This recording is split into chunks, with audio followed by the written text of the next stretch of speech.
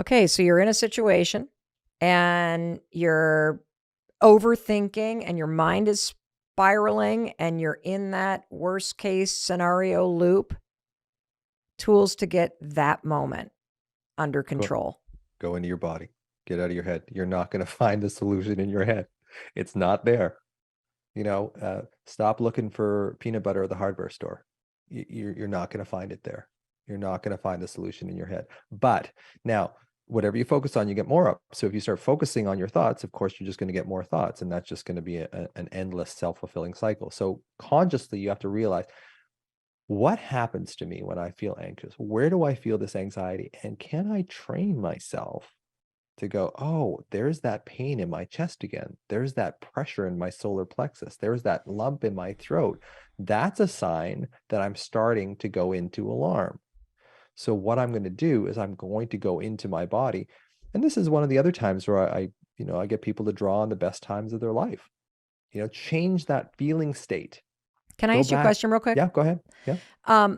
So I want to go right to the moment Okay. that the thoughts are spiraling Mm-hmm. and you realize you're trapped in this worst case loop. Should somebody do the psychological sigh to Physiological side, exactly. Yes. just do that to To stop? start, yeah, Okay. you gotta break the cycle, right? So Or that's a great way of breaking the cycle. use the 5 second rule, 5, 4, 3, 2, 1 to just Absolutely. stop That's the another one. cycle. Yeah. Is there another one to stop that spinning of thoughts?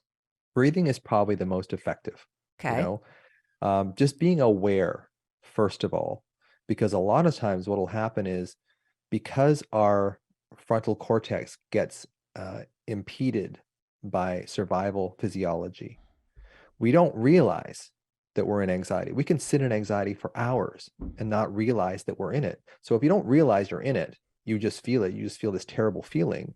You can't change it.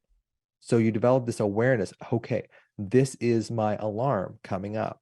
That's your Mm, first thing. So at that point, 5, 4, 3, 2, 1, get out of the house, put my shoes on, go to the house, go to the gym, go somewhere, do something. Like, do something to break that cycle. Because if you don't break that cycle, you're going to sit there and ruminate and ruminate and ruminate. And rumination has tremendous inertia to it.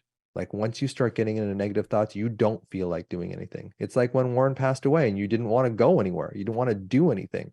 Physiologically, we go into the vagus nerve shutdown, and that shuts us down.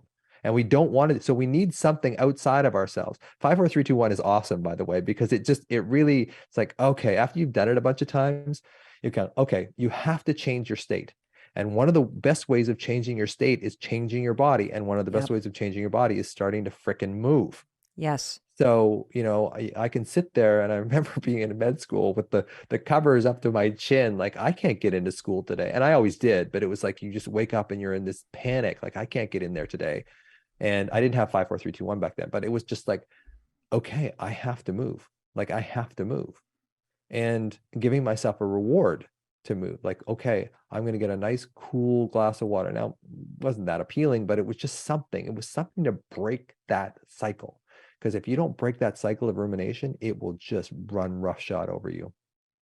What is it like to live without anxiety? Because I think and the reason why I ask this question is I think so many of us have lived in a alarm state for so long, we don't know what it's like Mm-hmm.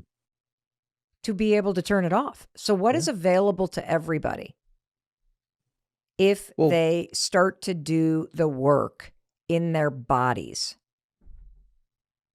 a direct access to a repeatable process where you can find peace. Maybe not right away. Maybe it takes you 5 minutes. Maybe it takes you 10 minutes, but at least you're on the right track. At least you're not, I used to feel like I was,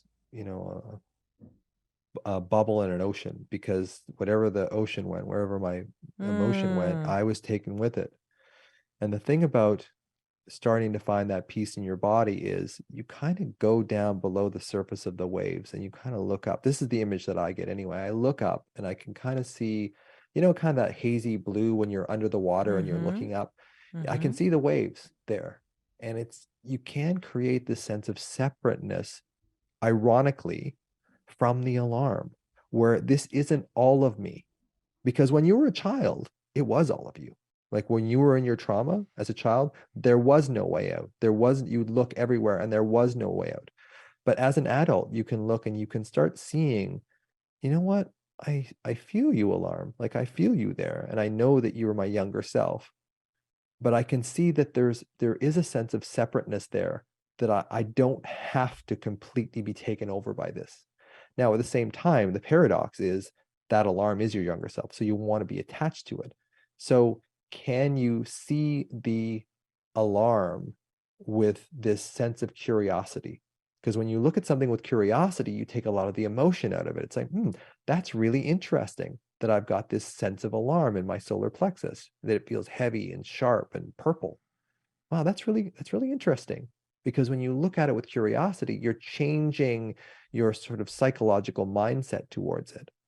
And when you start changing it in any way, it starts making that cycle easier to break. So when you get caught in rumination and thought, you can start going into your body, even if it hurts initially, because you are on the right track, and your ventral tegmental area, the part of your brain that secretes dopamine, will start telling you you're on the right track. And I think that's when we start healing, we start get this sense of power over the alarm, because we have been prisoners of it for so long. And in a way, we are prisoners of our younger child. If we don't pay attention to them, they will make us miserable together. So when you start paying attention to that and you start knowing, hey, I'm on the right track, like dopamine starts going in your brain. When you're on the right track with something, you get all these sort of feel good chemicals. And then you have a sense that you are no longer this passive, bubble in the ocean anymore.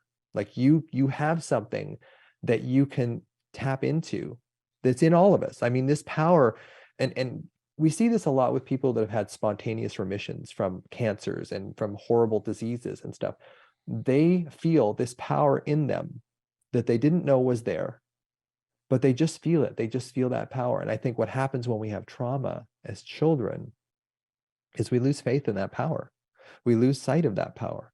So when you connect with your younger self again, you can have access to that power that's in all of us, that sense of peace. I think in the Bible, like they call it the peace that passeth all understanding. And you get into that state. And when you start healing from anxiety and you start realizing, hey, it is actually safe to feel safe. There's a tremendous feeling of rush of, man, I suffered from this for so long. Why did I wait so long to do this? Well, I know for me personally, it happened a lot faster than I expected it to. And the experience for me is emotional peace. Like Mm-hmm. there's a level of steadiness, there's a calmness, uh, confidence, like it's all available to you. And I think when people really resonate, particularly with either the way that I move through life in the last year or two, or how our son Oakley has this just steadiness, this presence, that's emotional peace that you're experiencing. And everything that you talked about related to the fact that so much of this is about the separateness or the unsafe feeling that we all experienced at some point during childhood, and how the alarm sounds now that we are adults. But there's this emotional immaturity in most adults, meaning they're just children trapped in adult bodies who are incapable of handling the feelings and the sensations that are rising up in their bodies, which is why they act in ways that feel very toxic or abusive or confusing. And it's why we do that and then regret it. And the whole solution to all of this is this 3-layered approach we've been talking about today. Is first, you got to become aware Yeah.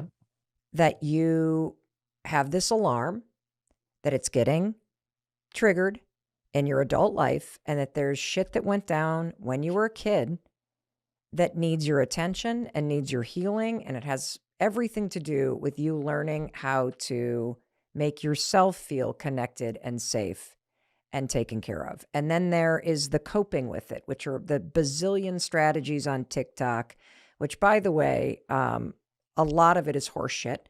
And so you got to be very careful. Yeah, it may go viral, but in the coping realm, therapy is amazing if you can afford it.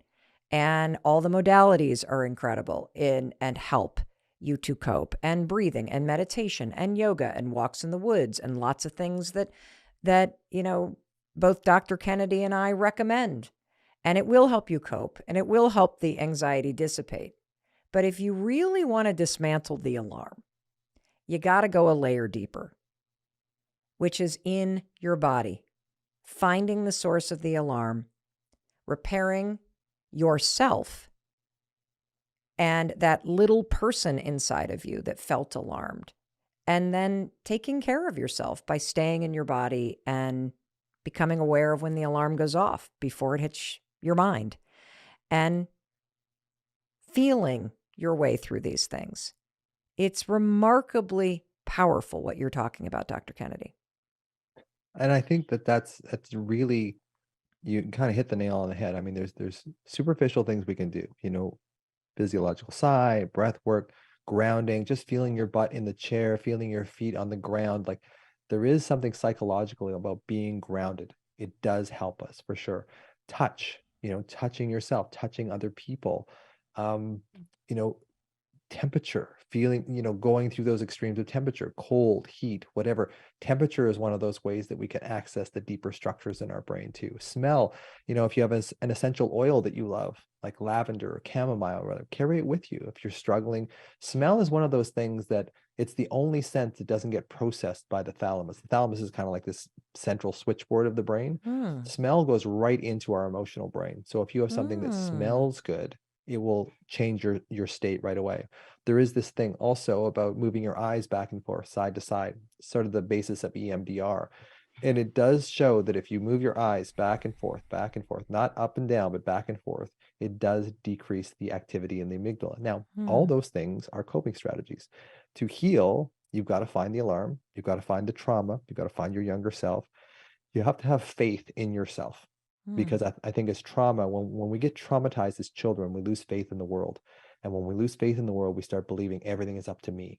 And if you're a 7-year-old and you think everything's up to you, life's going to be very anxious. You're not going to. And finding that power inside of you, that power that the people that had the spontaneous remissions from cancers and multiple sclerosis and all those sort of things, there's this power inside all of us that we lose with trauma. Finding that again, it's really important. Having gratitude for the pain, having gratitude for the alarm, because that's your conduit to your healing, is that alarm. So as much as you bemoan having it, it's actually a beacon to your younger self. Be grateful for that sense of alarm, because you have a pathway now to find that child. And play. It's so important to adopt play, because when you play, you start changing that autonomic nervous system, and that autonomic nervous system runs your life. So the more you can play, the more you can regulate that autonomic nervous system, that sympathetic, parasympathetic nervous system, the easier life is going to be, the more connected you're going to be to yourself, and maybe more importantly to others, because we need others, because loneliness is killing us. Separation is killing us. Give me your top 3 recommendations for play that you give to your patients. Well, I often ask people, like, what did you do when you were a teenager? Some people say, I rode my bike, I played chess, I did this. So things that you liked when you were a kid, chances are you'll still like now. So that's there's no sort of global thing that I suggest to people. Ideally, it would be something that's fun, that doesn't really have a winner and a loser kind of thing. That, and Gordon Neufeld, who's my sort of mentor in developmental psychology, talks about that with kids. It's so important to have play just for play's sake. There is no winner, there is no loser, there's nothing there. And one of the things that I really recommend for parents is playing around the dinner table with facial expressions, like, how am I feeling when I make this face? How am I feeling? Because then you're actually maturing their social engagement system. You're maturing the part of their brain, facial expression, body language, eye contact. You're improving the part of their brain that allows them to soothe others and soothe themselves. So it's important to do this in a playful way, and that's really, once we start really adopting play in our day-to-day life, then we start regulating our nervous system. and in a way that you don't have to academically go back and find the trauma. Amazing. Dr. Kennedy, anything else before I wrap up? I think it's really being, compassionate for yourself. I have this process in the book called ABC. So A is awareness, as you say, being aware what anxiety or alarm feels like in your body.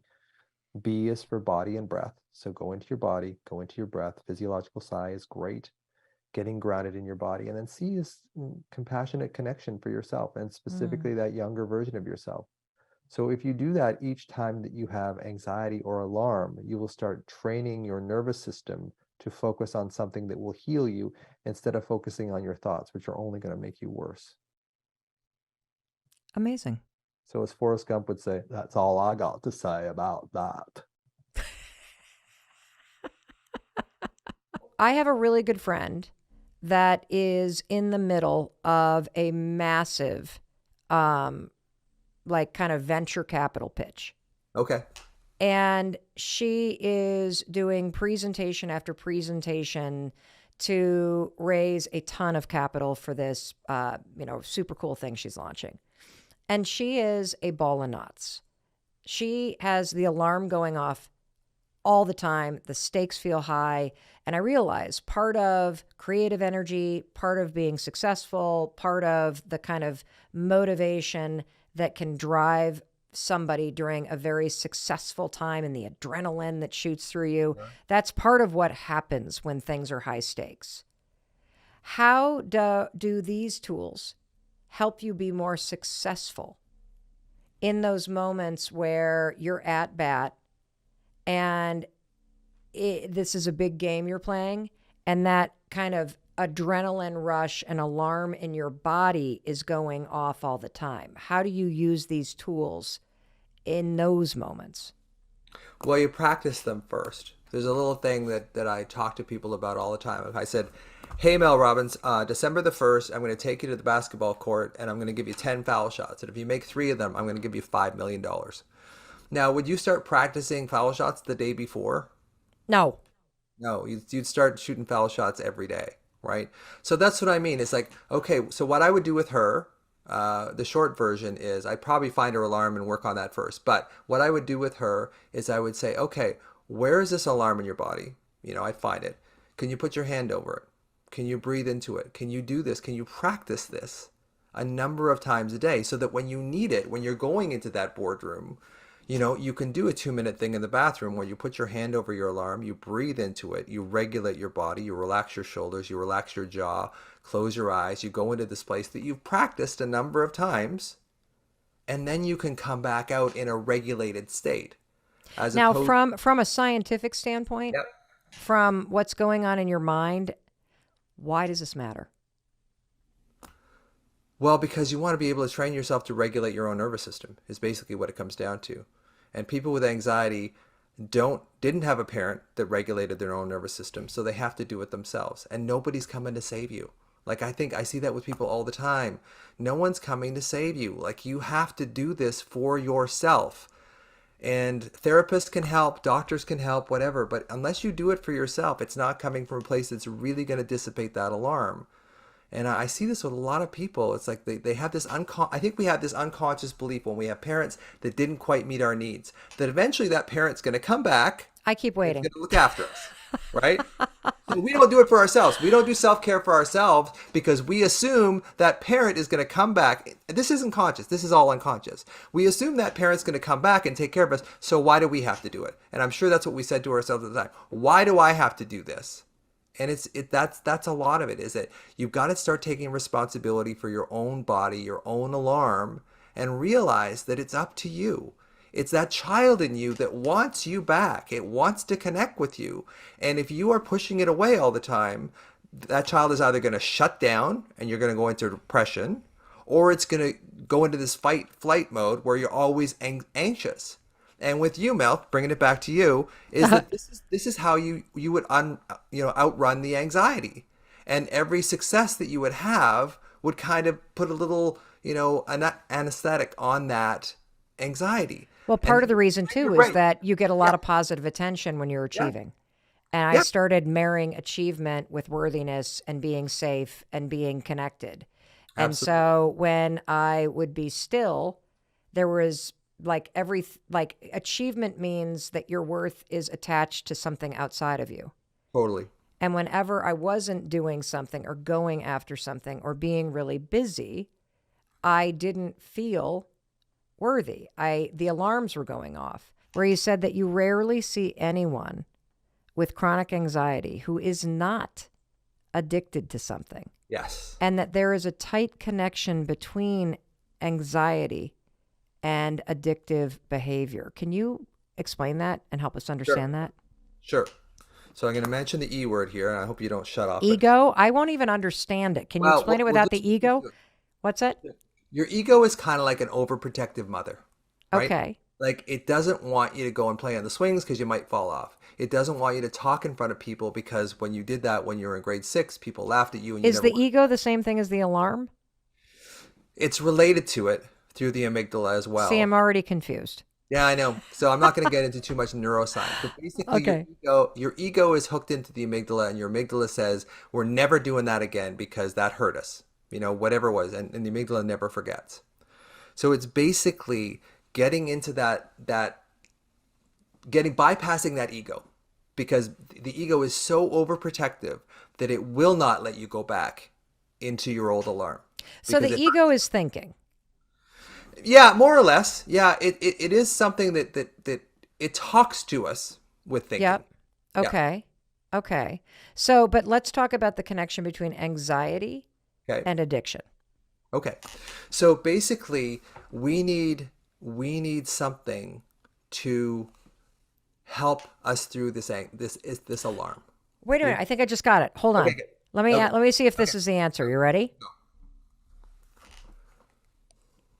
Is addiction typically somebody's coping mechanism for the alarm? So, for example, you reach for alcohol because it drowns out the alarm. You reach for porn or drugs or stress or whatever because it. Achievement. Yes. Got it. Okay, I got it. So, if somebody is struggling with addictive behavior, whether it is alcohol or cigarettes or vaping or it is any of that stuff, you are more than likely not addressing the root issue, which is the anxiety and alarm that's continuing to go off in the background. Yeah. And on top of that, Wow. basically, the ego is very powerful. It doesn't want to let you go back into that. So the only way that you can feel love, connection, whatever, is alcohol, is codeine, is cocaine, whatever you're addicted to. So wait, but you feel Yeah. the connection to the alcohol or the codeine. That's what you're saying. So this is why I get confused with the ego, because I'm like, I don't give a shit about the ego. Let's talk like the alarm. And then what makes sense to me is that addiction mutes the alarm. Totally. And that you become bonded and connected to, for me, it was stress. For my husband, it was a daily weed habit. You know, like for what that, and that addiction is what's muting the alarm. This is really cool. Yeah. So where does mindset come in? Because, there is so much out there about mindset and mental wellness. And it's interesting because this conversation with you makes me desperate for a different word than mental health. Because even the word mental health makes me go neck up, makes me think thoughts, makes me go to just what's going on in my mind. And what you've taught me today is a game changer, because what you've taught us all is that no. All mental health issues start in the body, and they start with this kind of reaction that happens in your body to stored trauma or to a threat or to uncertainty. And then that signals our minds, and our minds then start spinning thoughts. And if we don't address this alarm system in our body, which has a purpose, which is there to protect us, which is supposed to agitate you, but we exacerbate it, we try to mute it. If we don't learn how to turn inward and heal all of this in our body and turn toward this alarm and soothe ourselves and love ourselves and give ourselves the reassurance and the support or whatever it is that we didn't get in childhood or what we need in that moment, that is actually the beginning of all healing. That's what I'm getting from you. Yeah. And that's exactly what it is. So I would Why do we call it mental health then? Like, what isn't there? Can we come up with a different word that would actually signal you that when you're struggling with depression or you're struggling with anxiety or you're struggling with any like addiction issues, that it's not a mental health issue?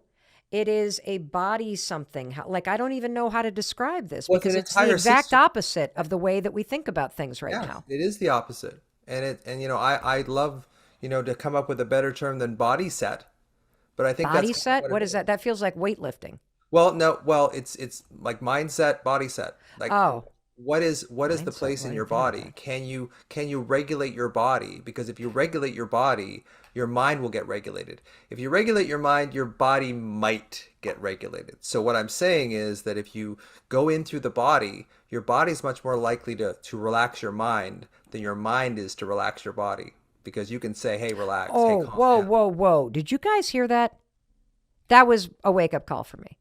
Right there. You were just dropping frickin' knowledge, Russ. Okay, hold on. I'm going to state this again. And now I have menopause brain, and so I've just forgotten what I said. You said something like your body, if you regulate your body, it will regulate your mind. But if you regulate your mind right, it'll, you say it because you're the one who said it.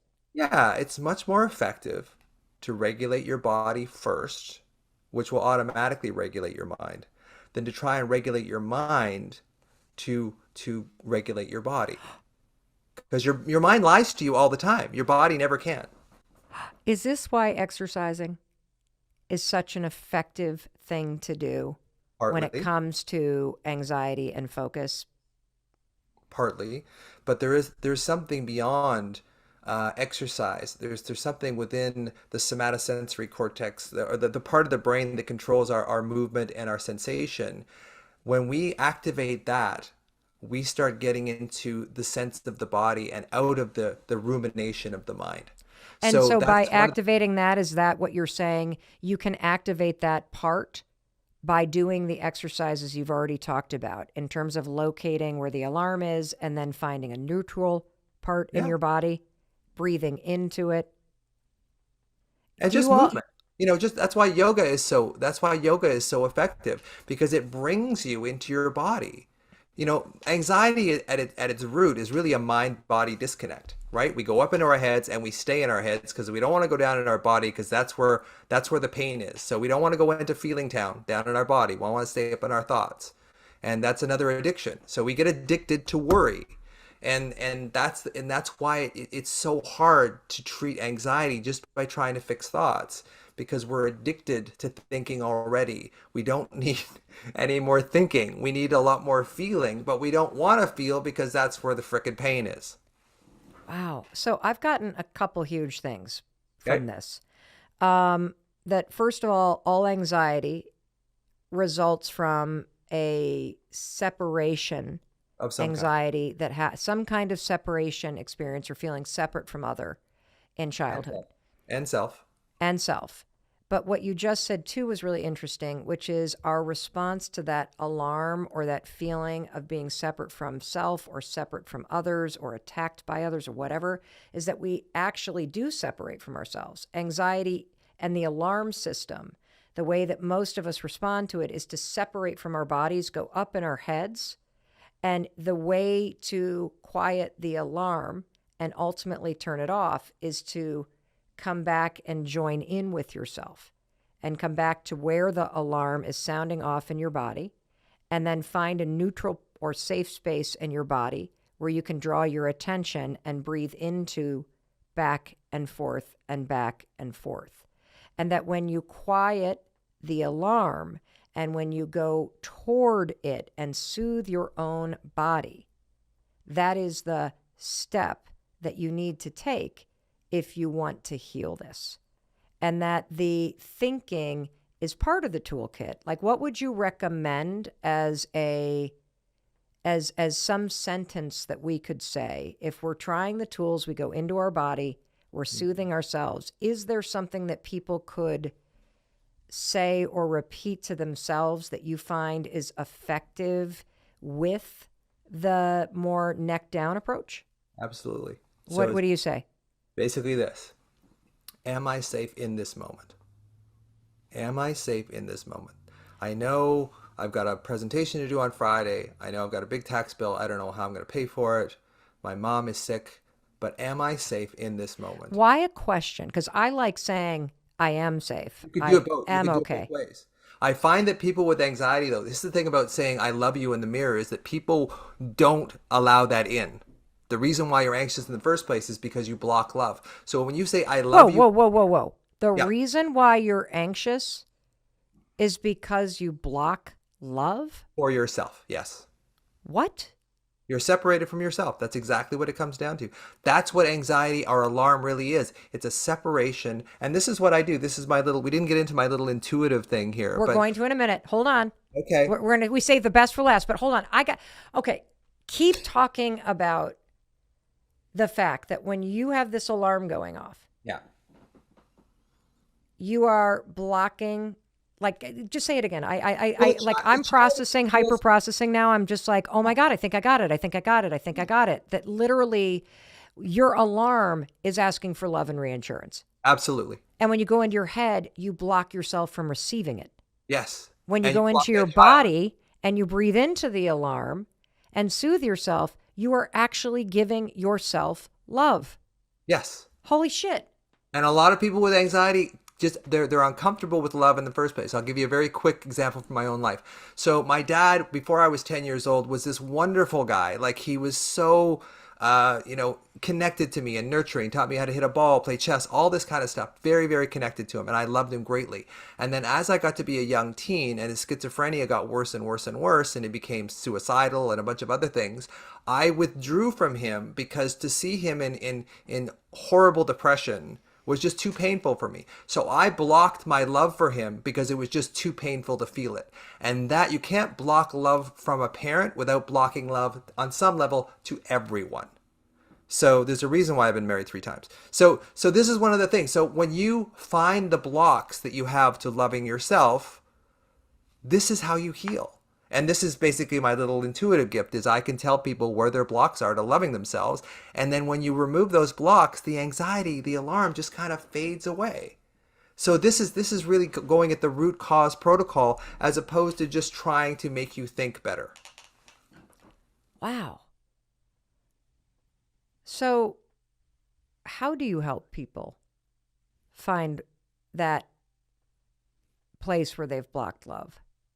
Well, I go through their body, like what I believe, the short version of what I believe happens to you is as a child, you experience an overwhelming stress.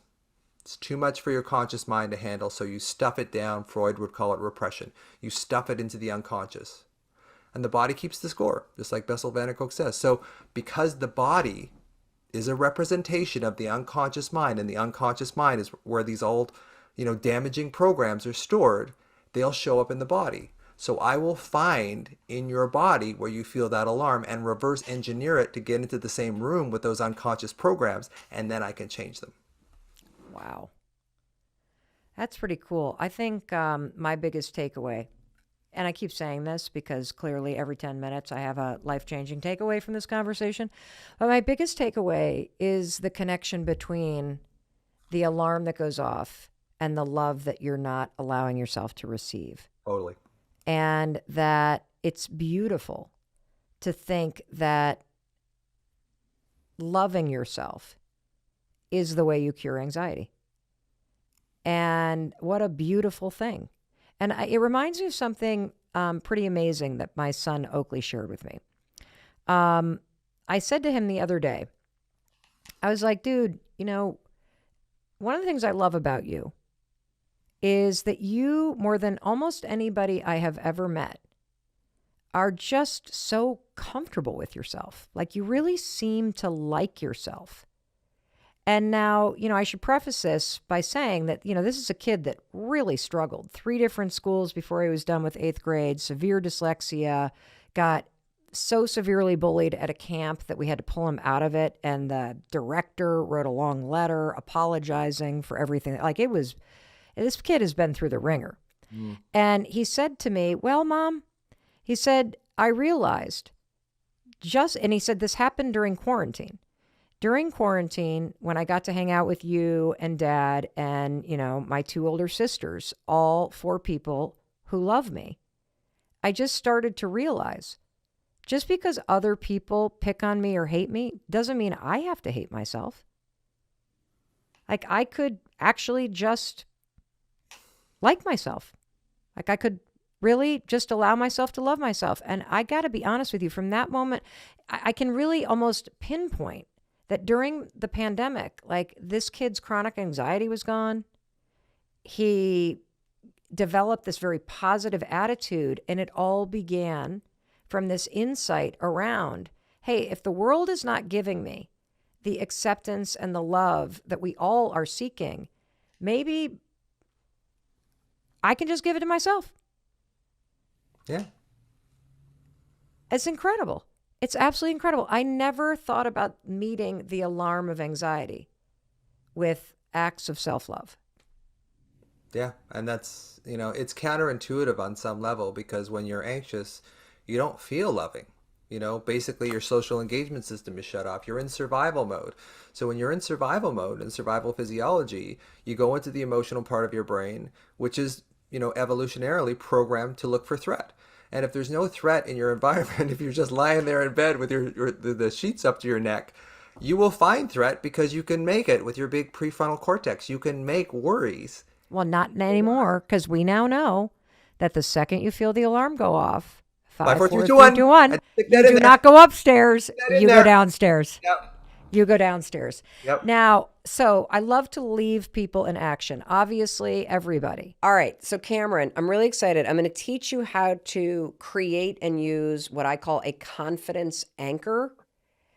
Not only when you're about to fly and you're nervous, but for any single situation where you're nervous to do something. Okay. Are you ready? Yep. Awesome. It's super cool. And for you listening, I want you to just hold that situation that you're nervous about. So maybe you're nervous to give a presentation at work, or maybe you have a son or a daughter who is getting recruited for a sport, and now there's all these big team matches coming up and they're starting to get nervous. This confidence anchor is exactly what you need. So step number 1 is you're going to think about this situation that makes you nervous, okay? And we've already talked about that, Cameron. It's this flight to Portugal. Step number 2 is come up with something about this situation that actually makes you excited. So describe for me, Cameron, what are you excited to do when you get to Portugal? I think the thing that I'm most excited for is to see my sister. I haven't seen her in a couple months. She's been in London. So I don't know. When I think about Portugal, there's a lot of things I'm excited for, but probably the biggest thing is just to spend time with her. And I love it. Yeah. That's perfect. Okay, great. So you now have something related to the situation that makes you nervous that you're actually excited about, okay? Now, number 3 is the most important part. Number 3 is, now that you have something that you're excited about, I want you to close your eyes and we're going to bring it to life. I want you to imagine the moment that you lay eyes on your sister for the first time in several months. And I'm imagining, are you imagining the airport or a cobblestone street? Like, what is the scene? Describe with your eyes closed. What is she wearing? What happens? Describe it for us. Well, first of all, she's probably, I don't know, she's probably mad that we're late about something. But when I think about it, we're in probably like Lisbon, where we're going to land, and probably right outside, the first glance of a new city, something that is always really exciting when you leave an airport. I think that's the best part about flying, is getting to somewhere you're, anticipating seeing. So I picture that. I picture her standing there, probably like in some black sweater, because that's usually what she's wearing. And yeah, I think seeing her face reacting to my mom, me, and my brother, that's going to be like the best part, because I know she, even if she won't admit it, she does miss us a lot. So Awesome. And who is she going to hug first? 100% my mom. Okay, awesome. And how I'll probably be amazing. last. Okay. And as you stand there and watch her in her black sweater with Lisbon in the background hugging your mom, what are you feeling? Like a sense of comfort, a sense of wholeness, and yeah, just a really good feeling to have us all together during like a really hard time of the year. It's gonna be really special. Yeah. Yeah. And that's your confidence anchor. That moment that you just described in detail, the black sweater, Lisbon in the background, her reaction as she sees you, her hugging your mother first, the wholeness, the comfort, all of that you just felt in your body, that is your confidence anchor. Now, here's how you're going to use it. From now until that moment happens, the millisecond that you feel any nerves or any fear or any negative thought come up related to this thought, you're going to close your eyes. You can use my 5-second rule to interrupt the worries. Just count backwards with me. 5, 4, 3, 2, 1. Yep. That is a starting ritual that will signal to your brain that you're not going to think about a plane crash. You are starting to think about something else. And then you are going to bring to the forefront of your mind that image, that feeling that you just described. And that is how you drop a confidence anchor on these bullshit nerves and worries that have been hijacking your life. That's what a confidence anchor is. You're using your own excitement about something that normally makes you nervous to shatter the grip that fear and nerves has on your body and your mind. That's what you're going to do. And when you head to the airport on the way to the plane, you are going to use this same confidence anchor. And when you get on that plane and your thoughts go, uh-oh, you're going to go, nope, 5, 4, 3, 2, 1, and you're going to drop that confidence anchor. And when you take off in the middle of the night and the pilot says, we might experience a little bit of turbulence, because pilots often say that, you're going to drop that confidence anchor. And you're going to come back over and over and over again to this image of your sister and the black sweater and Lisbon behind her and her hugging your mother. That's exactly what you're going to do. And you're going to be shocked, because this is a technique that they studied at Harvard Business School called reframing performance anxiety, was the name of the study. Reframing performance anxiety. And it's a way to flip moments that make you nervous into moments that make you excited, and to keep control of your mind, body, and spirit so that your fears don't hijack and torture you. Wow. What do you think? I mean, it makes sense, because I think in the moments of panic, the last thing I'm doing is thinking about anything that brings me happiness. It's always the darkest feelings, the heaviest emotions, versus, even just closing my eyes just now. I feel so different, like sitting here. I feel like even thinking about that moment makes me happy. And I'm excited to use it, because I know I'm going to be anxious all next week, week after. So you want to know why this works? I do. Okay. Seems too good to be true, honestly. It seems too good to be true. Well, the reason why it works is because it taps into your body's automatic systems. If you look into the neuroscience on this, scientists call this an autonomic response, that basically your nervous system has a autonomic response to stressful situations. Okay, that like if you're a normal person like me, you just say, "Oh yeah, if we're in a stressful situation, we automatically feel all kinds of things, right?"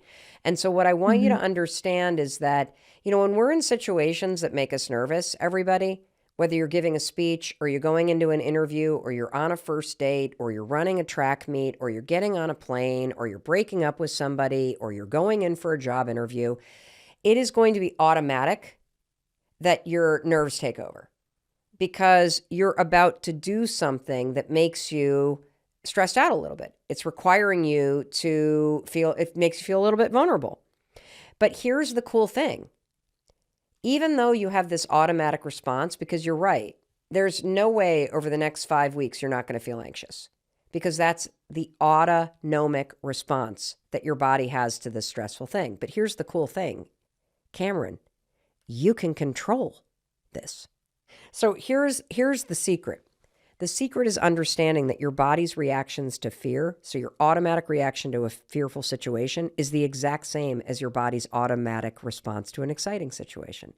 And we're going to use this truth that your body's automatic reaction to fear is the same as your body's automatic reaction to excitement to your advantage. So tell me about a situation that makes you excited, like just something like in your day-to-day life, okay? Give me a situation that makes you excited. In my day-to-day life, that makes me excited. Well, how about this? Who's your favorite musician? I really like the Lumineers. Okay, great. Guess what? The Lumineers are playing a private concert at the new private venue at the Fenway Park. You, my friend, not only have front row seats, you're going to meet them before the show.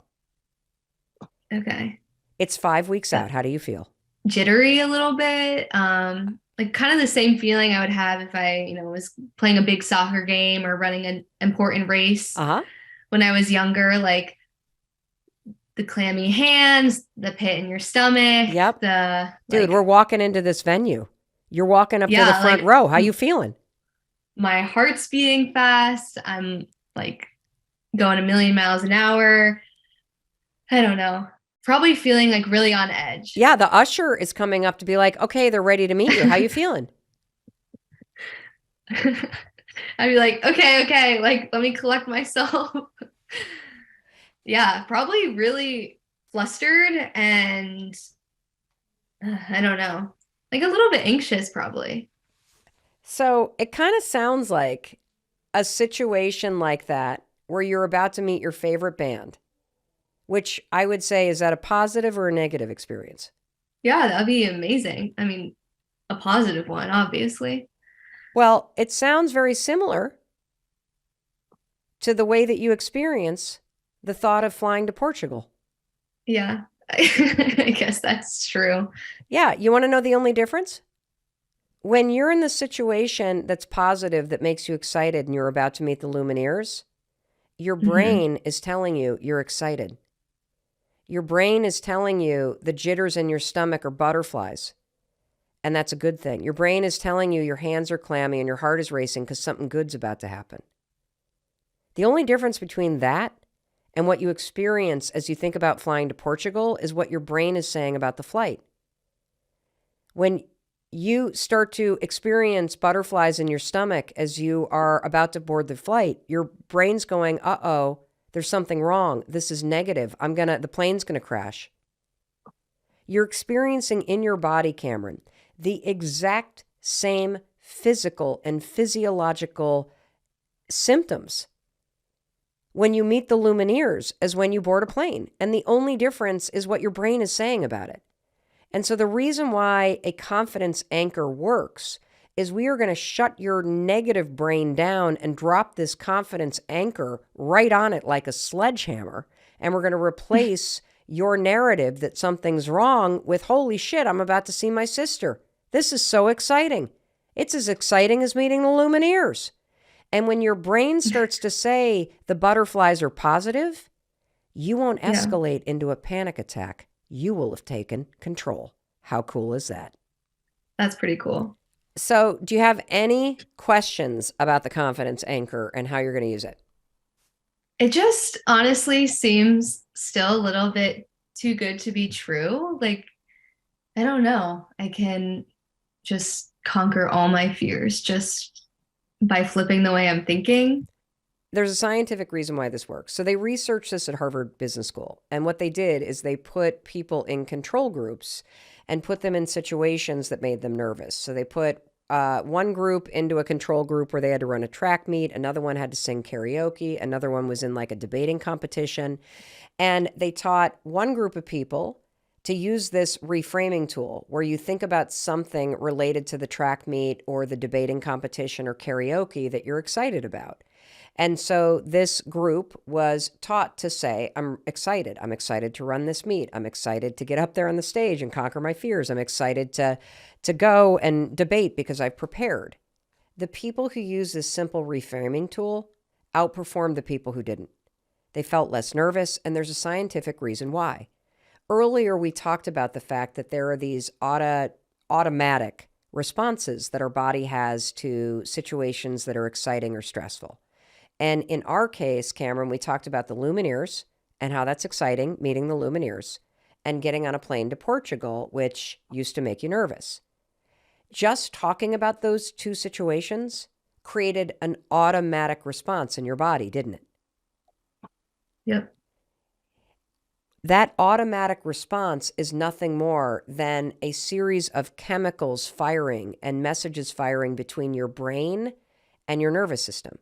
The reason why you and I get butterflies is because when the brain sends a message down to your nervous system that, holy cow, we got to get on a plane, or holy cow, the Lumineers are about to walk in, your nervous system goes, oh, got it, and immediately starts changing up the chemicals in your body. Adrenaline fires, the blood races to your head and to your heart. That's why your heart starts pounding. That's why your thoughts start to race. Now you get butterflies because the signal in your brain going to your gut just changed the chemicals in your digestive tract. That's why we all get butterflies. That's it.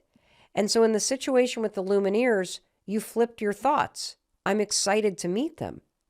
And so that explains all the reasons why you have all of these changes going on in your body, why your heart is racing, why your butterflies are in your stomach. This automatic response doesn't scare you because you're thinking positive thoughts when it comes to the Lumineers. Now, when you get on the plane and your brain signals to your stomach that something's up and your heart starts to race because the blood goes to your heart and the butterflies start to flutter in your stomach because the chemical structure just changed in your digestive tract. If you have negative thoughts about the plane, a couple things happen. You start to get scared of the automatic response in your body. And more cortisol starts to flood your brain, which is the stress hormone. And once that happens, what they found at the Harvard Business School study is that the cortisol interferes with your brain's ability to do whatever you had prepared to do. This is why most of us, when we stand on a stage, go blank.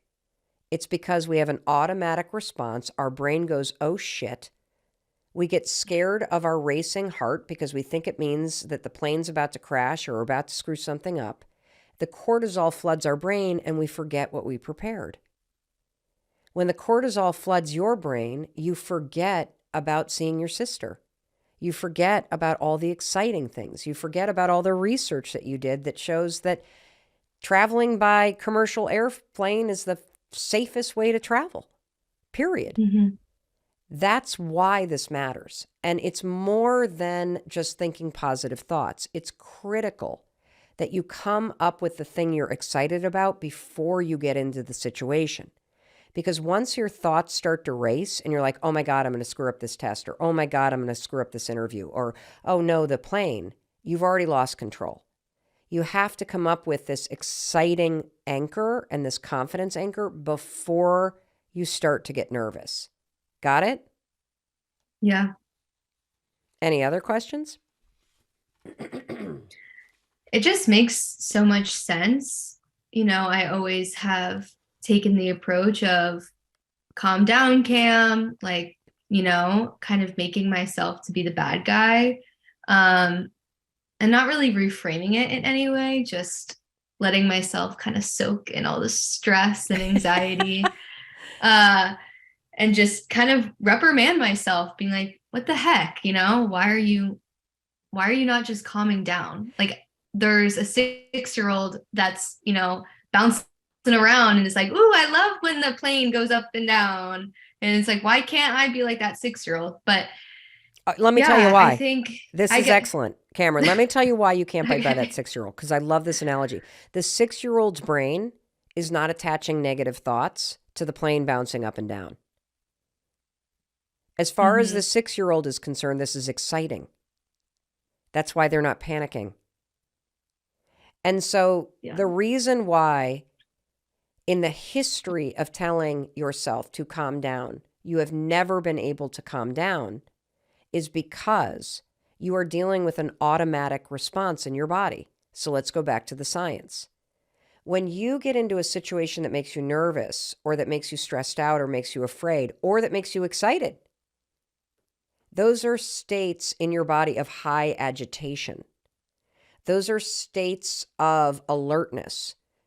Those are states when your blood starts pumping and your brain starts paying attention and, everything kind of aligns because you're about to do something that makes you excited or fun or nervous or afraid. And so you go into a state of being hyper alert. That state of high agitation is one that you can't calm down like that. So what we're doing when we teach you to create a confidence anchor and to use excitement to reframe what you're feeling is we're taking a state of high agitation from the negative to a state of high agitation in the positive. We're actually using the automatic response in our body to our advantage, and we're just tricking our brain to believe that we're actually excited because our brain doesn't know the difference. Your brain is like the 6-year-old. Your brain actually doesn't know the difference between excitement and fear. That baby that's bouncing is feeling the heart racing and then the bubbles in her stomach. It's just that your brain is framing it in the negative. Because your brain knows that excitement and that fear feels the same, that Lumineers, that meeting the Lumineers and being on an airplane feels the same. You can use that to your advantage and trick your brain in a moment where you would normally be nervous to actually think you're excited. And the reason why this matters, Cameron, is because when you're on that plane, if you can come back over and over and over to your confidence anchor, and if you can close your eyes in a moment of turbulence, and you can imagine your sister, and you can start to say out loud, and this is important, you've got to say to yourself, I'm so excited to see. What's your sister's name? Sienna. I am so excited to see Sienna. I'm so excited to see Sienna. I cannot wait for Sienna to hug my mom. I cannot wait for this. If you come back to that confidence anchor, you are going to flip your brain into believing that you're excited about that moment and you will no longer be afraid. And it's a way to gain control. And you know what? You want to know something really cool? Because your confidence anchor is related to what you're doing, it's really believable. Because when you are there hugging your sister, it means the plane made it and there's nothing to be worried about. That's why this works. When you imagine before a test yourself walking out of there going, yes, it actually makes you excited to take it. When you imagine yourself nailing the interview, it makes you excited to walk into it because your brain doesn't know the difference between a state of fear or a state of excitement. And now you know a simple trick backed by research from Harvard to take control of your mind and take control in situations where nerves normally derail you. Yeah, that's amazing. I think that was always like in the back of my head during our conversation was if I'm still I feel fear in a lot of different areas of my life, not Mm-hmm. when I'm just in the air. Mm-hmm. So when I'm on the ground, how can I use this tool to ground myself, I, even if I'm not sure the outcome of it? I love this. Okay. Great question. I want you to take out a notebook and you're going to write down any Okay. single thing that makes you nervous. Could be anything. I mean, what? Give me a Oh couple. God. There's a long list probably, but uh, off the top of my head, like something that I don't know, I really wish that I could beat the fear on is I recently moved, not that far, but there's a really nice yoga studio on my street that I like pass every day. And I just always think like I need to be a part of a community of 20 somethings that are like-minded, that, I've always loved yoga. I've loved the community it brings. But I cannot bring myself to sign up, and I can't bring myself up. Like I just constantly think about the day I have to show up for my first class, and it makes me way too anxious to even like go. This is an excellent example. And by the way, incredibly common and very relatable. Yeah. So I'm really glad you shared it. So you're going to do the exact same thing. We're going to create a confidence anchor. Because what I hear is I hear you want to do it. I hear it Mm-hmm. pulling you, and the nerves are keeping you back. So name something you're excited about. So like, can you pick like a coffee shop in your neighborhood that you love to go to, and it's going to be your treat to get a nice latte when you're done? Yep. Do you want Okay. me to name it? Yeah, I do. It's called Thinking Cup. I love Thinking Cup. Now, you're going to close your eyes. What color Okay. yoga tights are you wearing? Oh God. Maybe like I have this really nice light blue ones that I always like to wear. I love it. And as a treat, because you went to this relaxing yoga class in your light blue tights, sweatshirt tied around your waist, yoga bag over your shoulder, standing at Thinking Cup. What did you order? Probably like an iced oat milk latte. Love it. Love it. How do you feel Yeah. as you're walking out of the Thinking Cup, having just completed that class and treating yourself to that? How do you feel right now? Like proud of myself for doing it. Awesome. There's your confidence anchor.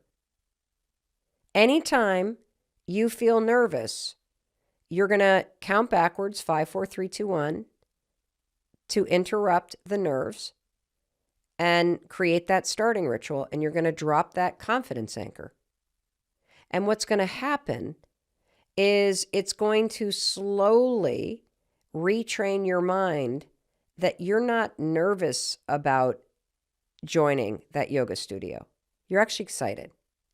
And when you start to practice this confidence anchor, at some point you're going to find yourself walking down the street and there's the studio. And as that wave, because remember, it's automatic, that automatic response comes up because you're about to do something new. And as somebody who has struggled with childhood trauma and anxiety, I also have come to realize how profound of an act it can be sometimes to just get out of bed. And I will share from personal experience with you that winning the battle first thing in the morning, to not succumb to the feelings of anxiety, to not let the heaviness of depression or overwhelm pin me to the bed, learning how to just roll through a simple series of promises that create structure and momentum, particularly on those mornings when I am not feeling it. It's a game changer because there will be many mornings when you wake up where you're not going to be feeling it. There are going to be lots of periods in your life where your anxiety may spike or you're struggling with grief or depression. And being able to come back to this simple morning routine, it's almost like a way to create guardrails on the road of your life. that these are simple things that you know you can rely on so that you feel like yourself no matter what's going on within you or around you. And when I start to think about my morning routine, not in the lane of we're in the military or I'm a Navy SEAL or I'm training for a marathon or this is what billionaires do, which is one of our most popular YouTube titles. It's not even my title. Somebody took a bunch of my videos and mashed it up into something and was like the morning routine of billionaires. But when you think more about your morning routine, it's just a simple series of promises that make you you. That no matter where you are, no matter what you're going through, that these simple series of promises are things that you do every day to start your day, to take care of yourself, to set yourself up, to get the ball rolling, to put yourself first, to tap into your energy, to boost your mood, that these simple series of promises are going to create some simple discipline in your life that you can rely on, that you know that you're the kind of person that if you say you're going to do it, you do it. That is the greater power in a morning routine. Yes, it will set your day up for success. Yes, it is the first domino to fall. But over time, what I have found to be really interesting about your morning routine is it makes you more of you. And I'm going to warn you, this is not a sexy topic, okay? Morning routines are boring, they are repetitive, but that's good because this concept that I talk about, discipline, simple discipline, simple promises, this is the foundation to an incredible life. Because when you know that you can keep a promise to yourself, your life opens up in ways that you can't even imagine. Because you know that you can count on yourself to do absolutely anything that you say you're going to do. And so, this concept of using a morning routine to create simple discipline in your life and to practice keeping simple promises to yourself, it is a muscle that is going to pay dividends that are priceless because it's the foundation of confidence and it's the foundation of resilience and it's going to help you tap into this power inside you. So what happened sophomore year? Because you said, this anxiety hit you for a week period in March freshman year. Gone, forgotten about. But the shit hit the fan Oh sophomore my year. God. Oh, So, it's terrifying. flashback. Beginning of sophomore year. Sophomore year is awesome. I loved my sophomore year. Great friends, great experiences, great classes, super fun. It was great. It was same time, March, or was it April? Might have been April. I think We're it was. going to have to track this year. We will have to try this. Hey, it's coming to that time. Let's. It is. Not yet. Anyways, April comes around, and everything's good. Everything's good. And then in my English class, like I just talked about, my teacher had us write a memoir about anything we wanted. And so in sophomore year, I wrote about my experience that I had freshman year. Okay. Around the same time. And so by writing that, I basically like mentally dove back into that mindset, not mindset, but like into that time. And I remembered how I felt and I remembered what it was like. And I remember the hopelessness and the anxiety. Anyways, so I had brought myself back to those emotions. I remembered them. I kind of brought myself back to a time where I was super vulnerable and I had to go back and be vulnerable in that moment. And then I can see your eyes tearing up just thinking about it. not really, not in this moment. A little bit. Okay. Not gonna lie. A little And bit. so those thoughts are fresh in my mind. And since I was a sophomore and it was a year later, I wanted to try and like unpack it and think about what it actually meant, why I felt that way. And while I was doing that, like a week rolled around, and the next week in that class, my English teacher, again, showed us a movie. And this movie was about climate change. And it was about how in like 5 years, it's irreversible and we're fucked. And it was like possible solutions and all this stuff. And then it told us what would happen if these solutions didn't happen. And so I come out of the movie and I'm like, what could we do? Like realistically, like as a world, like what can we do? Okay. So I started thinking about my town and then my state and then my country and then the world. And then I was like, what if we can't do anything? What, like, can somebody else help us? And then I was like, is there somebody else? And I was thinking about the universe. And then I was thinking about like expanding. We become a pebble. We become a grain of sand. We become literally like nothing. Like we become nothing in my mind. And all of a sudden it's like a light switch in my mind where I'm like, holy shit, like nothing matters. Absolutely nothing matters to me. Nothing I do. Do not get yourself back in that state. Okay. Well, I was just like I don't. No. So nothing matters. Nothing I do will have an effect.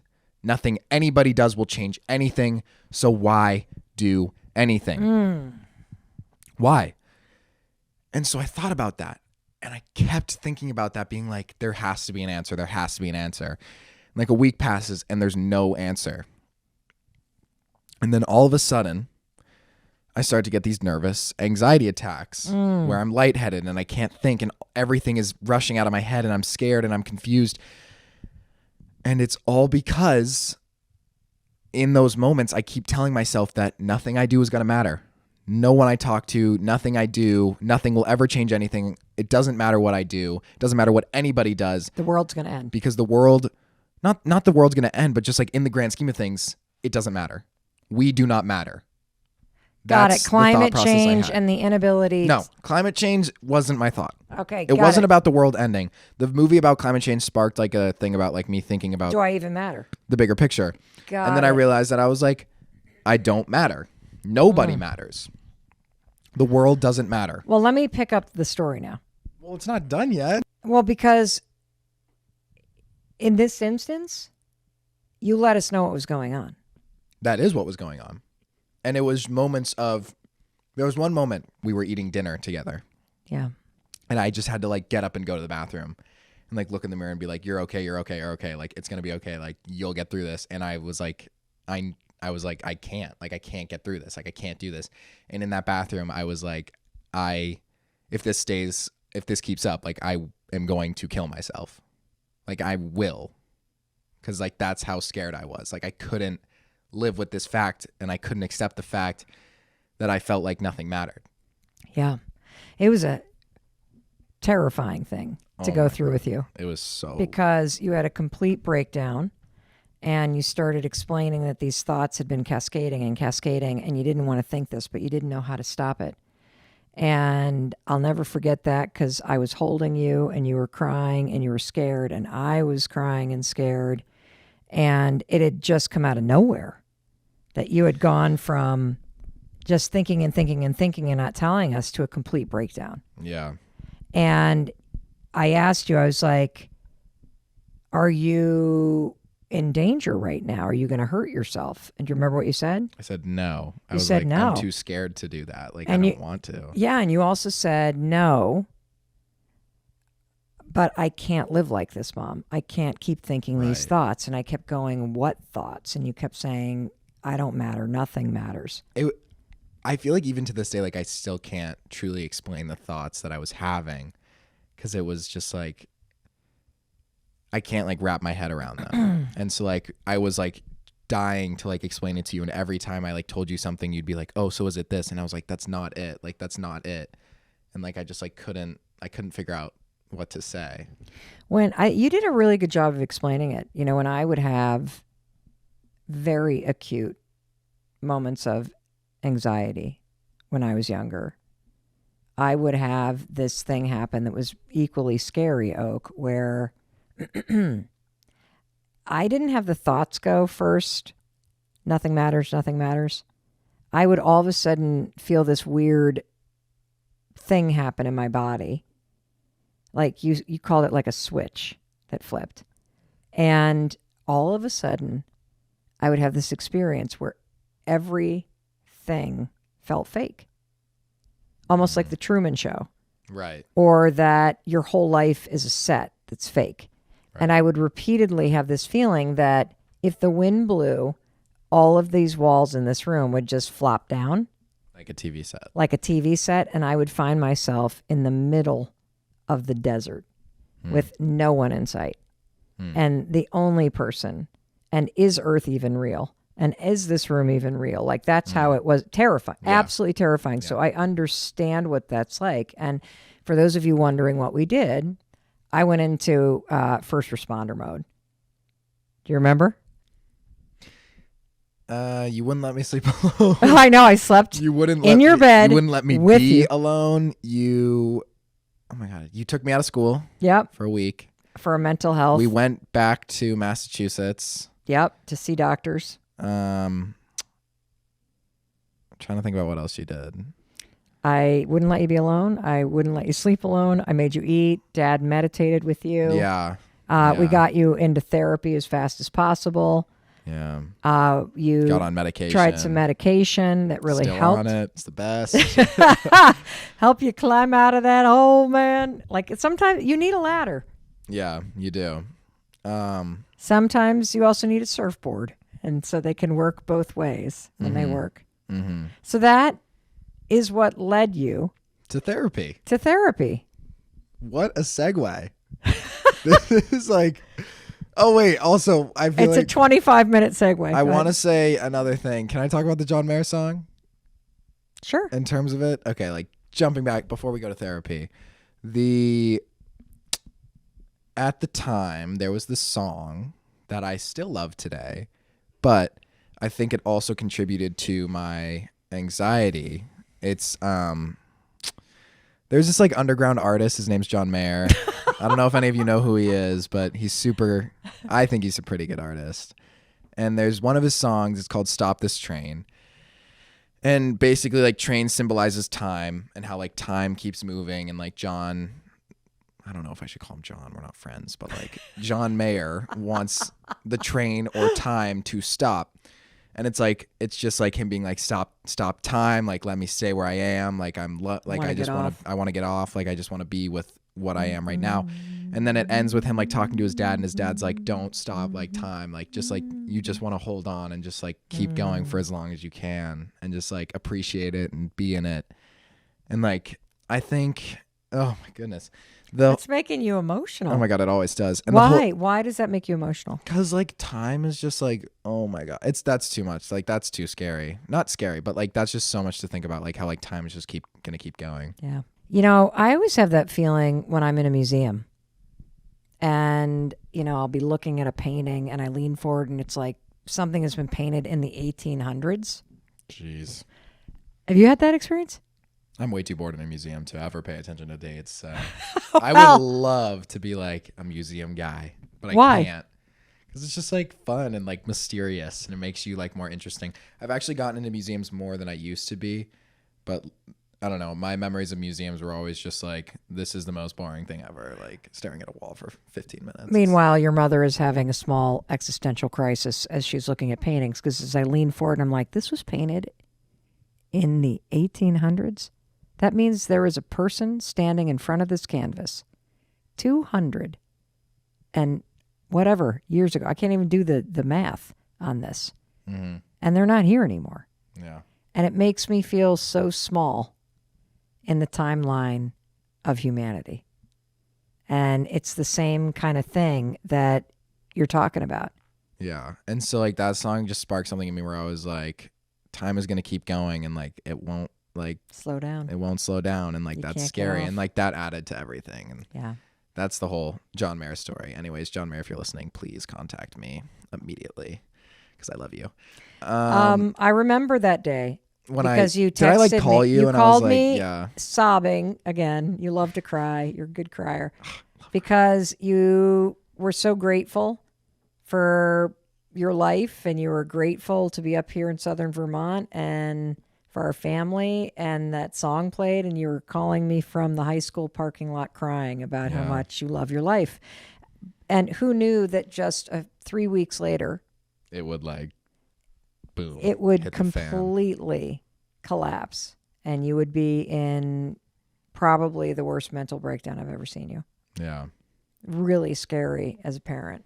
Mm-hmm. And I'm proud of you, though. I'm proud of you for asking for help, for telling us the truth, for seeing a therapist, for taking medication, for turning toward it to figure it out.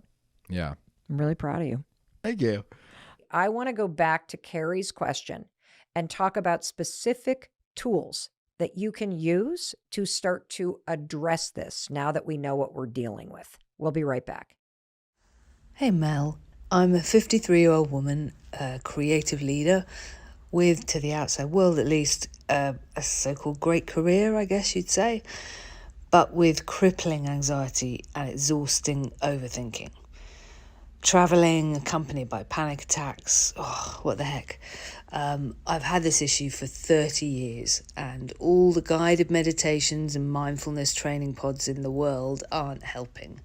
So what steps can I take to stop this, to heal and find a new peace before I chuck in the towel and just barricade myself in at home? Thanks for everything. Bye. Welcome back. I'm Mel Robbins, and that was a listener of the Mel Robbins podcast named Carrie. Today, we are talking anxiety toolkit. How do you heal from it? We're here with the world-renowned Dr. Russell Kennedy, and we've been talking about how all anxiety begins in childhood, which is why if you're ever going to heal it, you're going to have to go back to those moments in your past and in your childhood that were painful, when you felt unsafe or separate.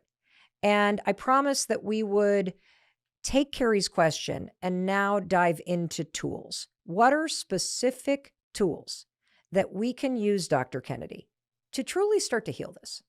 Do you print out a photo of yourself when you were little and you make that your screensaver, which it feels like we should?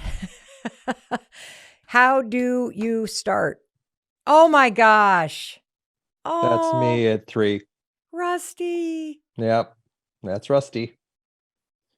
So for those of you who are listening to this and not watching this podcast on YouTube, Dr. Kennedy just held up the homepage of his phone, and there was a photo of him that's 3 years old. It just made my heart go, Yeah, oh. he's pretty cute. So He's what does pretty it do if you do that for yourself? Well, that's the start, right? Because there's so much resistance to going back to visiting. That's the big thing, because the child in us needs this love and support so much that it creates all this alarm to get our attention. And yet as adults, we push the alarm away. So it's kind of like, and I think I might have mentioned this in the last, podcast that we did, is that if a child came up to you with their hands up in a grocery store, like they'd lost their parents, of course you would soothe them. But we have this alarm that goes off in our system, which is essentially the younger version of us going, hey, pick me up.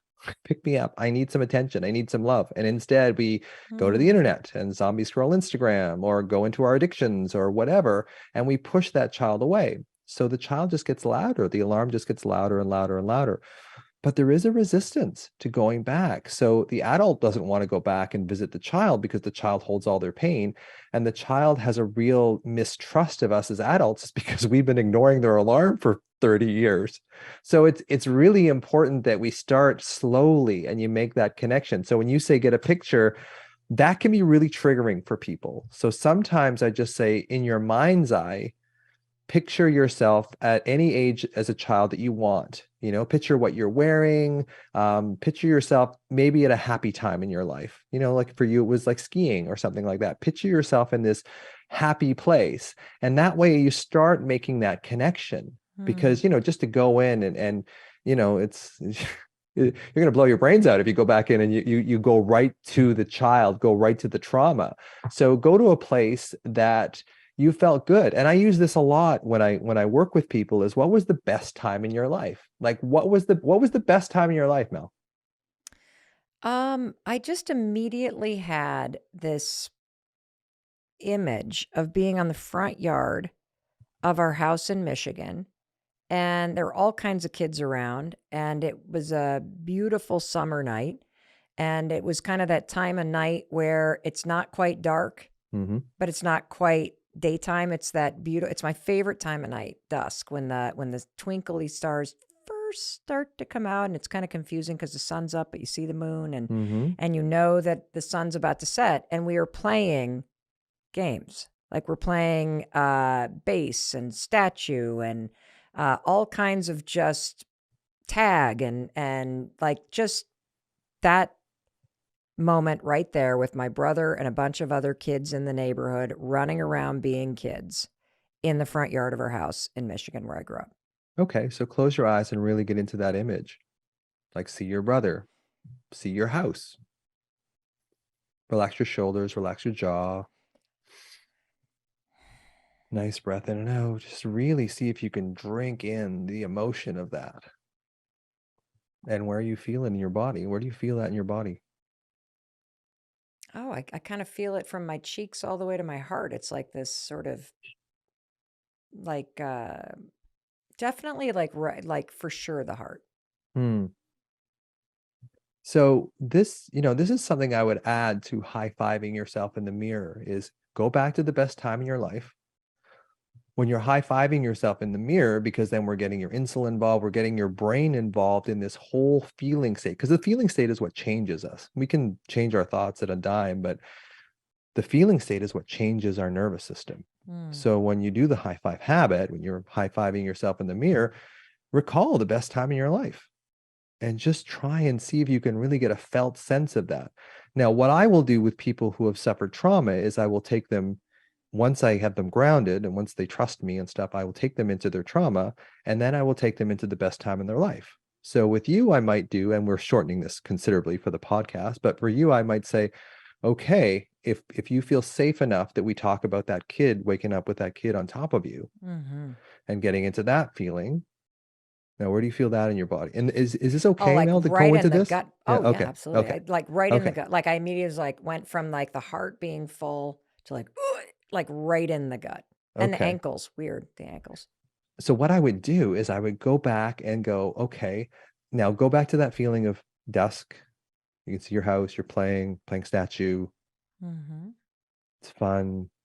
You feel calm, peaceful, happy. Now let's go into your gut. Let's go into that sensation again of, waking up with that kid on top of you.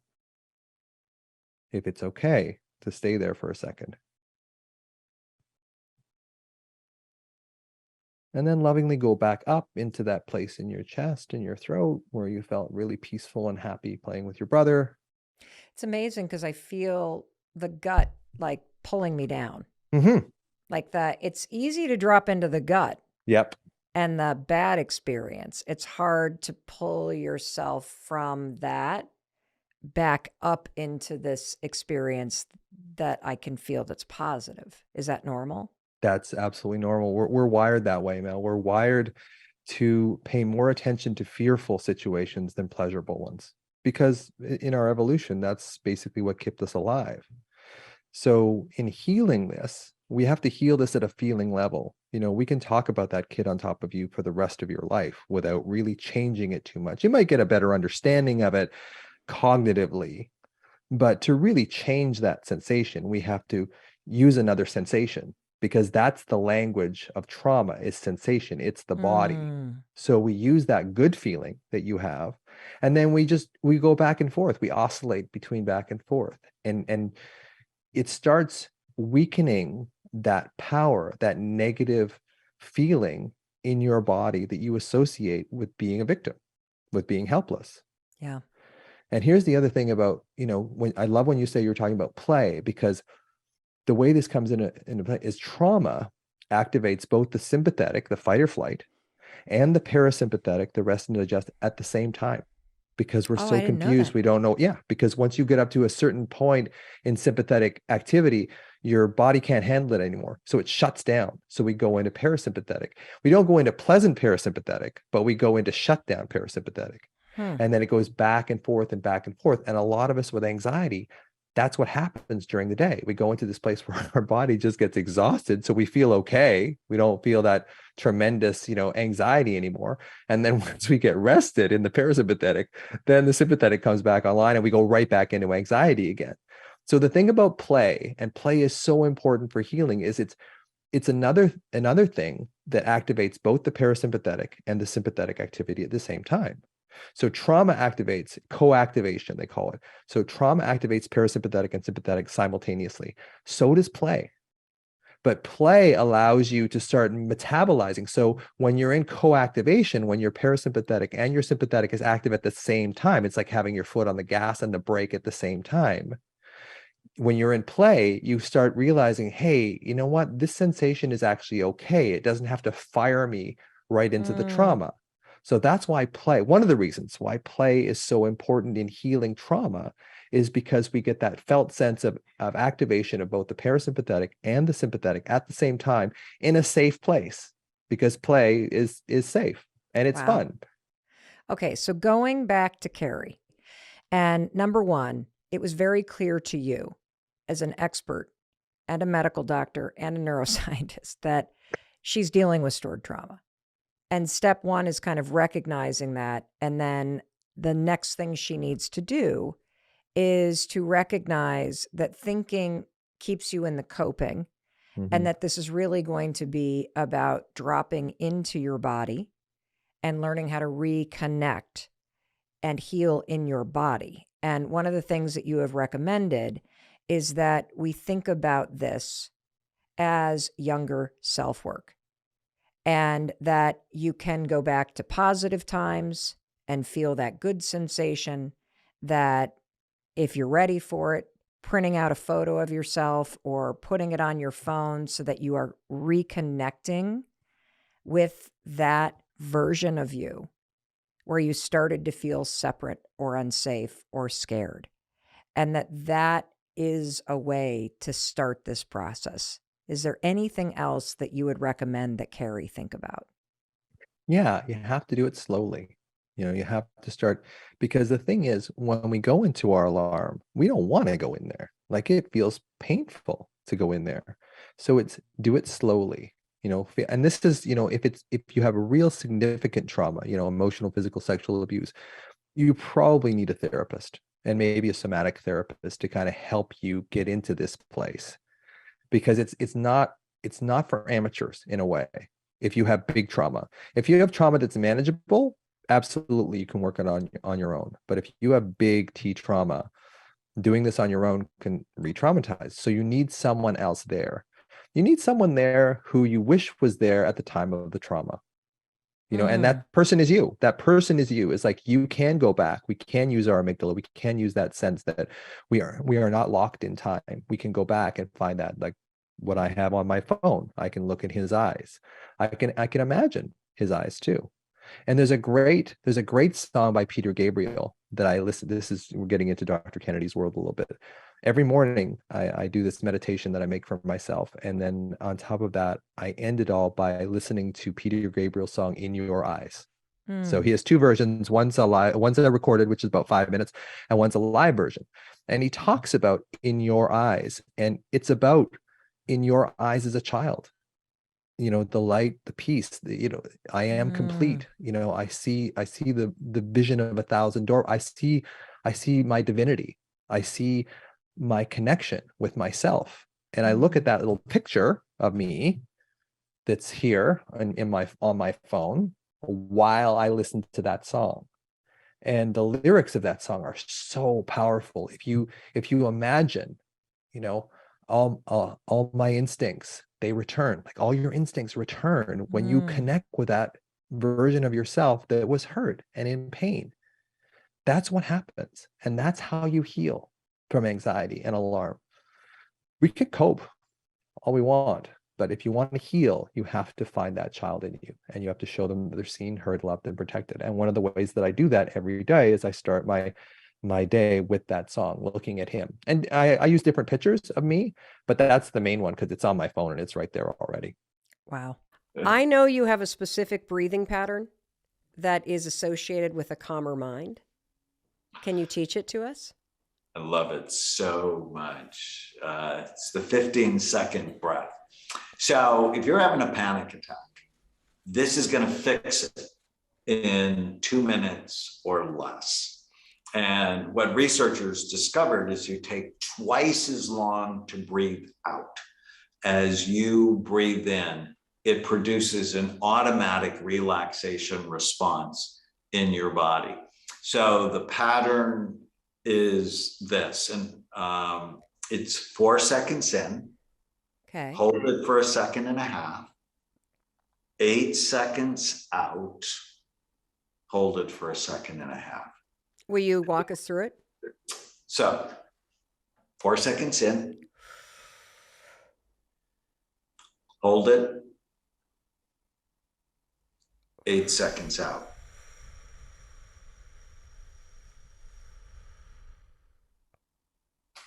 Hold it out.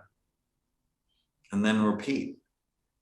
And I have an app called Happy Brain, HAPI Brain, and actually has a pacer that does that for you. And all you have to do is when you see the circle get bigger, breathe in. When you see it get smaller, breathe out. And it's so simple. And try to breathe more diaphragmatically or more with your belly. So let the energy of breathing go lower in your body. And if you just practice this on a regular basis, cortisol will go down. And you're just going to get flooded with a feeling of calmness and relaxation. Now you got to practice. You have to create a pathway in your brain of relaxation. Why does this 15-second breath work? Because it stimulates, encourages your brain to go into a parasympathetic state. So there's a difference between stress, what scientists call sympathetic state, has nothing to do with sympathy. It's a bad word. But a sympathetic state is where I was on the beach at Corona del Mar, walking my dog, and I saw 2 pit bulls running toward me. Oh my God. Oh my God, right? So my heart went fast. I mean, it was panic, and ended up turning out okay. But well, what happened? Now I'm on the edge of my seat. Did you pick up your dog? Did they just jump up? Oh no, he's a big white shepherd, and Oh. I got bit. He ended up in the ocean.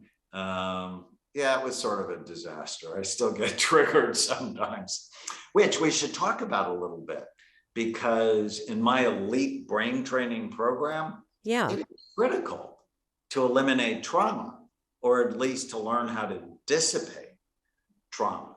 Because I love walking on that beach so much. So I actually did a session of EMDR. I don't know if you and I talked about EMDR. Yep. It's specific psychological treatment for trauma. It's actually really cool. It is, I have my patients write down 10 of their worst traumas.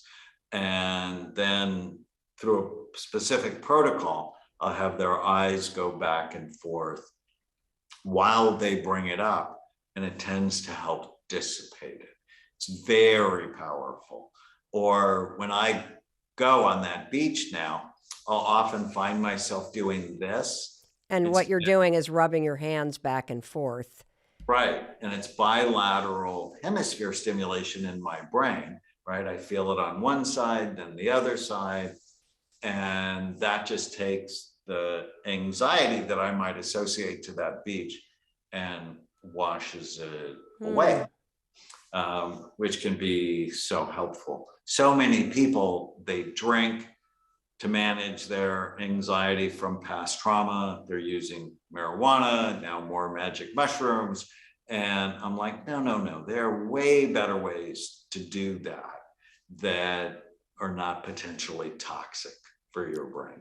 Wow. Well, we're going to have to come back and do a whole nother episode on that for sure. How do you calm a very busy brain? So the first simple thing to do is the diaphragmatic breathing, the breathing pattern that we just talked about. The second thing that we haven't talked about, but so important, is to direct your thoughts. I was 28 years old before I learned I didn't have to believe every stupid thing I thought. And I'm in class when I was a psychiatric resident at the Walter Reed Army Medical Center, and I heard my professor say that, and I'm like, no way. Because my mind would fairly torture me. You know, I'm one of 7 children. I was pretty much irrelevant. I have, 5 sisters. There's a lot of chaos in my family. And my mind would torture me. And if you start writing down your negative thoughts and just ask yourself whether or not they're true. And there's a whole process I teach my patients. It's just so helpful that I need to be the director of my mind rather than my ancestors directed, or the voices of my parents directed, or the news, or the gossip at work. I need to be the director. And since I want to be happy, connected, purposeful, I often go, well, does this thought fit me being happy, connected, and purposeful? And Mel, just because you have a thought has nothing to do with whether or not it's true or whether or not it's helpful. Or, everybody has crazy thoughts. Jerry Seinfeld once said the brain is a sneaky organ. All of us have weird, crazy, stupid, sexual, violent thoughts that nobody should ever hear. And just because you have a thought, it doesn't say one thing about you. It's just sort of, like the weather.